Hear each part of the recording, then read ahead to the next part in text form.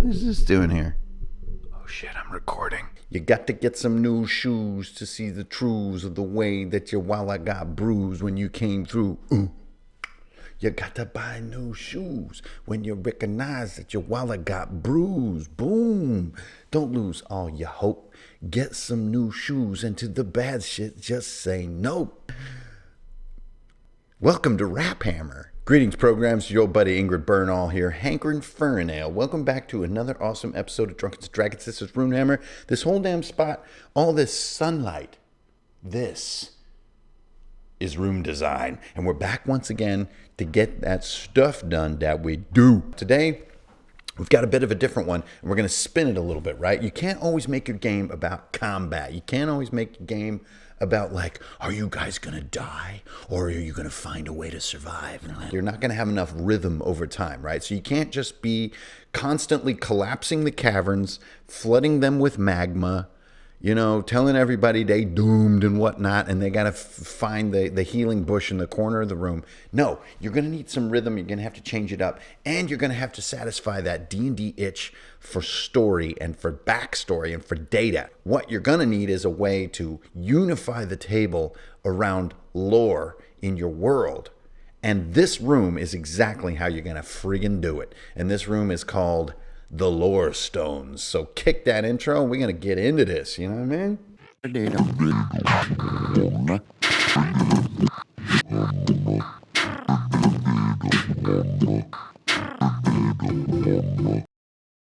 You know that time. There's a time that comes in your D&D group where you're looking for common ground. Now, sometimes at the beginning, you've got a free pass. Halfway through a campaign, you got a free pass. Toward the end of the campaign, you got a free pass. You can homebrew your way to freedom. You can make up a bunch of crazy stuff. All the characters are your invention. All the towns and continents have become homebrewed and hacked in your own way. And you guys have all these different stories that are all nesting together in ways that you created at your table, no matter where you started. But somewhere in the beginning or just before the middle of a campaign, after a few adventures, players are going to be looking for a common ground with you as the GM. A game master who just completely homebrews everything is, for one thing, a highly creative monster, and that's awesome, but also doesn't give players a lot of opportunity to know that world. They don't get to feel that cool feeling of knowing it. Now, if you're playing monsters out of one of my favorite books of all time, the 5e Monster Manual, if you're playing right out of that book and you have some experienced players, because we're like 6 years into this edition now, there's satisfaction in the knowing, right? There's satisfaction in knowing this monster. It's like, oh, damn, man, we took on a shambling mound like 2 years ago, and, you know, we didn't think it was that bad at first, but then there was like 5 of them because these seed pods, and dude, I don't think we should even tangle with these things. Tangle is a little plant pun there, but I'm just going to leave that one alone. When you play monsters right out of the book, in time, players get this satisfying feeling of knowing the game, knowing the lore of the game, the lore of the monsters and stuff. But when it comes to your world, if your world is completely invented by you, they never get that feeling with your world. And this is what, in my opinion, brings a lot of people to the Wizards of the Coast source books, the official 5e source books. They come into these source books not because they lack ideas, but because if you play out of a source book, your players can also be browsing or skimming or even reading that source book and feel this satisfaction of knowing. And so when facts start to come to light, which, of course, you're not just only going to play the things in the source book. You're a game master. You're always doing a little bit of creativity and hacking and changing. So there's always secrets for them to discover. But if the gameplay in your campaign starts to match up with what they already know about that setting, there's a deep satisfaction for a player. And you guys have probably all experienced this sensation is, I knew that. You know, it's just like Captain America saying, oh, I get that reference, right? It's very similar, being like, oh yeah, I totally read about Zendrick in Eberron like 2 years ago, and I thought it was nothing, but now we're there all of a sudden, and like this lines up. That's a satisfying feeling. That feeling is going to be the root from which we're going to do today's room design, which is called the lore stones. Now, this is a room design that its principal purpose is to expose history or lore to players during an exciting series of events. So the solution that I don't think is ideal is to have some kind of a quote-unquote downtime session. Just the word downtime, I mean, that just brings me down right away. I mean, down is in there. You can't spell downtime without down, right? And I don't want to be down. I want to be happy. I don't think the right way to delve into world lore is by going into a downtime mindset and maybe like listening to some wacky NPC just be like, "Welcome to the Library of the Ancients. I'm one of the ancients, and I would like to tell you about the history of our land. It all began with my friend Bernard. You see, Bernard used to say..." No, that is not cool. What you want to do is learn about the lore of the environment or the scenario or the space, the narrative space that you're in during something exciting. And that's what this room design, the lore stones, is all about. But let's get into a map, right? A map is always a great way to get yourself used to what a room might be. There it is. So as you can see, really this is just a squiggly straight line, and then it has 5 little points on it. Each point is what I'm going to call a lore stone. Now you can give it a cooler name like a stele, but frankly, nobody knows what stele means. If you look up stele on Google, you will find some super cool stuff, especially from the Mayan and Aztec civilizations, who used these stones and jam-packed them with data, with calendar data, with stories of kings and heroes and tragedies and social rise and fall. For us, we're just going to call them lore stones because stele is just weird. I think stele is like one of the supporting actors in Taxi Cab, or maybe I'm thinking of A Streetcar Named Desire. So we have our basically what is a straight line here, but it's convoluted into a bit of a squiggly tube. Now, if you're playing in zones in your game or even Theater of the Mind, these squiggles don't matter that much, but you're basically looking at a sequence of 5 moments. Now, in these 5 moments, you're going to play this room out. And here's what we need to do to get it done. First, we need a friendly NPC who does a huge favor for the characters. You arrive in an unexpected place, a savage land, a terrifying land. And right when you're being surrounded, you know, almost like a Tarzan character or like a Kala type character emerges from the jungle and she says, "Quickly, this way, or you'll all be torn to pieces." And she shows you a little secret route through a cavern and you escape the vine lashers or the shambling mounds or the drow shadows in my case. Another one could be that you're having an impossible time trying to moor your ship to the shore of a distant land. The waves are crashing on the rocks, and you see someone on the shore and she's waving to you. She shows you a place that's safe to bring the ship in and says, you know, "Welcome. You are about to be destroyed on those rocks. You didn't know about our little port that we have here. It's safe from the terrible waves." And she looks kind of scared.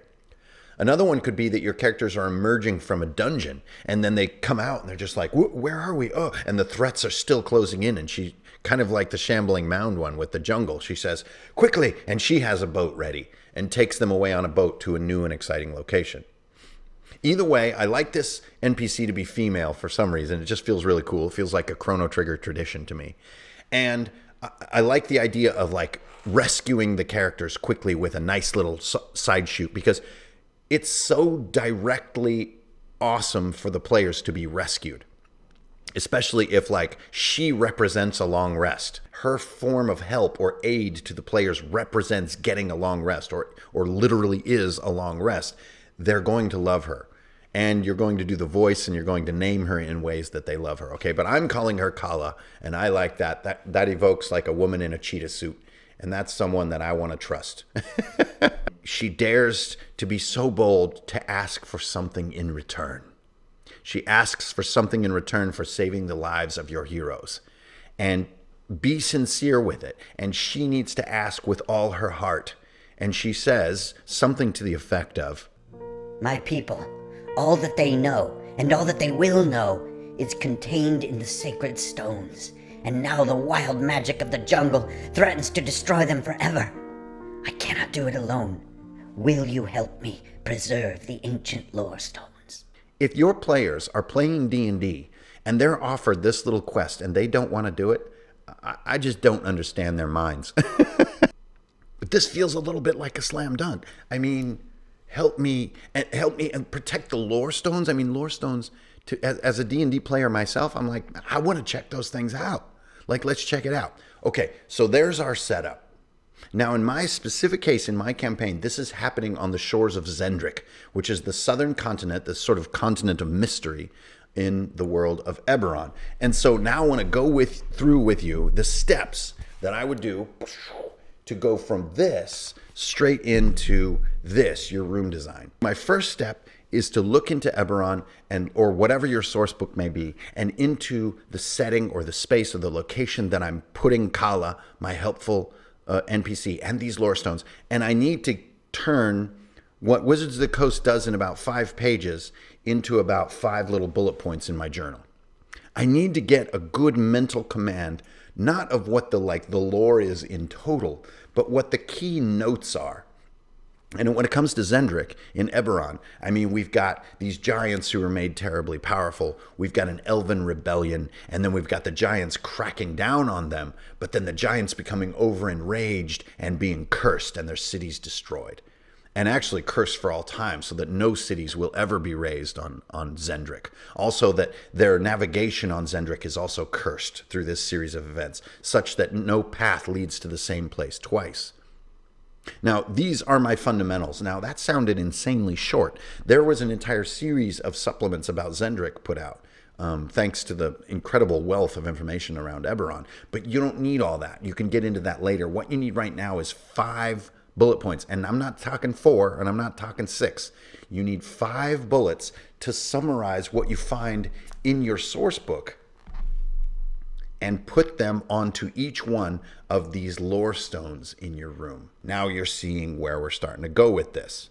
So you start at the one end. Wait, where's my finger? You start at the one end of the room where lore stone 1 is, and your threats begin. So now we have our second part of what we need to design to make the lore stones room encounter work. And this is escalating enemies. Now for me, I'm kind of playing a little bit into the jungle theme, and I'm also playing into the history of Zendrick. So I'm going to have these drow shadows. So these are actually shadows of drow. They're not physical beings. They're shadows that slide around. They're going to be my low-level enemies. Then we're going to move up to shambling mounds as the jungle gets more dense toward the middle of the encounter. And then toward the end of the encounter, we're going to have a bone knight. And this bone knight is basically there, and he's like looking up at this lore stone, and he's getting ready to destroy it. The history of this blasphemous place will be destroyed once and for all. Zendrick will be made as primitive as it ever was. As they attack the bone knight, as we get to the 5th lore stone, that is where we introduce our big threat, which is just going to be a stone giant. And this stone giant is going to be a sort of fallen form of a character named Kulseer in Eberron lore, which is this sort of grand, magical giant king who was smoked in ancient days on Zendrick. And so we're going to be calling out to some of that stuff. And each of your little 5 bullet points is going to be represented on these stones. So when your stone is rescued, either from the shadow creatures, from the shambling mounds who are trying to crack the stones apart, or from this bone knight who's literally just getting ready to use an acid spell to just melt the data off of these stones. When each stone is rescued, then the deeper data on that bullet point is granted to your players. So they're going to become almost like Zendrick historians in the case of my campaign. They're going to gain the data from the lore stones and also the undying loyalty of Kala, the helper NPC. So you get to the 5th lore stone and you have your big bad come out, which is in my case a stone giant comes out, and his number 1 priority is to smash this thing. And this is the room design. Now the rest was just, slowing some progress with some monsters, right? You've done that in a bunch of your encounters. But this final one is a bit unique because your primary monster is not driven with killing the NPCs killing the PCs, as usual. Your big bad guy is driven not with killing the heroes, but with destroying the lore stone. He almost doesn't care about the heroes. And it puts them into a brand new dimension of challenge, which is not to survive, but to protect. They have to protect this stone. All the giant is trying to do is get them out of the way and crush it. Now, what happens next is a bit up to your table. Do they find a way to immobilize him? Do they find a way to distract him? Do they find a way to mentally overcome him to make him change his desire to destroy this thing? Can the data on the stone be assimilated and recorded before it's destroyed? Because maybe this enemy is beyond your heroes. Maybe it's beyond Kala. There's no fighting this thing. So all you can do is rescue the information. Either way, you're put into what I would like to think of as a new space for an encounter, a new context. And that is not to survive as your primary goal, but to protect this lore stone. We have a couple of scenarios here. If they fail, the lore stone is destroyed, but losing the lore stone is not the same as dying. It's not a TPK. It's just a sort of a moral crushing defeat. And the giant wanders off once the lore stone is destroyed. He doesn't care. So where does this put Kala's loyalty? Where does it put her culture to lose this critical record of who they are? I don't know. The role-playing that follows that defeat up is fascinating and, in my opinion, more interesting than just dying, getting beaten in a fist fight. You've got a very interesting relationship now with Kala. You've got a very interesting, challenging, sort of negative situation because this lore stone was lost. Now, if you defeat the giant and save the lore stone, for that 5th bullet point, you should really shower your players in almost everything that you have as far as lore on this area. In my case, Zendrik in Eberron. And so if they can save that 5th stone, they go around the back of the stone and realize there's a massive amount of script on the back of the stone. And with the giant defeated and no threats for a moment, they can take the time to translate and record this huge, and it's a bounty of information. Now, this could be used to win the undying loyalty of Kala and her people. It could be used to bring up a golden age for her people in Zendrik. Or, in a slightly darker sort of mindset and campaign, it could be sold, like on the black market back in Sharn, which is the big city in Eberron. It could be taken to gnomish explorers who've been dying to find this sort of Rosetta Stone of Zendrik culture, and could be sold at a very high price if your players are working on something super expensive like building a spelljammer. This is it. Now, you've noticed that my videos have become short and simple and tight. Well, tight, that's just me blowing myself up a little bit. Short and simple and overly simple. That's a better way to describe it. The reason is because really I've been seeing that the details and the creativity and some of the rhythm and how these things play out is completely up to you and your game.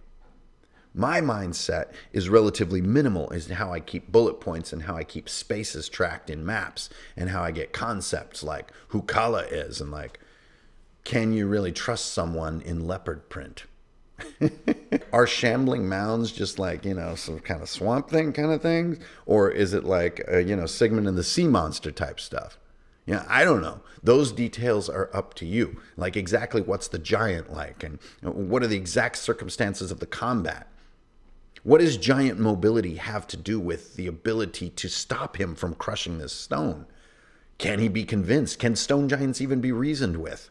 Or are they just like, I don't know. Are they all sort of clods with no brain? Like, I don't know, want to destroy stone.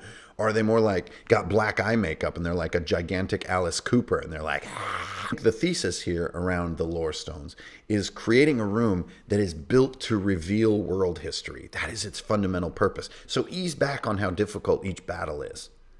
Don't nerf the stats if you're using the good old 5e MM, but nerf the quantities that the monsters come out. If you want to just focus even more on how fun it is to learn these key facts about the place you're in my case, Zendrik. If your players are high powered, then by all means just hurl all death and hell at them. If the players are completely overwhelmed in a spot and you don't feel good, give yourself a release valve. In this case, Kala has a tribe of, more like a squadron of like 8 hunters who've been hiding in the jungle waiting to see how this whole thing goes. She's interacting with outlanders, and that can't be good. And so these 8 hunters are waiting in the jungle, and if things go south and Kala's life is in danger, they will intervene, and that could be your release valve if the whole sort of thing is going a little bit south and you're not getting the mission done, which is using an encounter to deliver world lore. That's the lore stones. It's simple, it's an easy tale to tell, and it could be role played a zillion different ways. It could take 1 session or 5 sessions, honestly, depending on how big you make this space and how the rhythm of your game feels as far as how important this particular encounter is. I know you're going to do a kick-ass job at all those decisions because you're a lumpy-headed weirdo like me. You got 3 arms, 14 thumbs, 5 noses. And that's just the collection you have at the house. That's not even getting into the storage unit. Oh, that got super weird. What's that thing I always say? Oh, yeah. Strength, honor, and beer. We're going to stick together. We're going to make it through all this stuff, and we're going to be better than ever. I'll see you guys on the internet. I'm out. I'm burning in nuclear fire.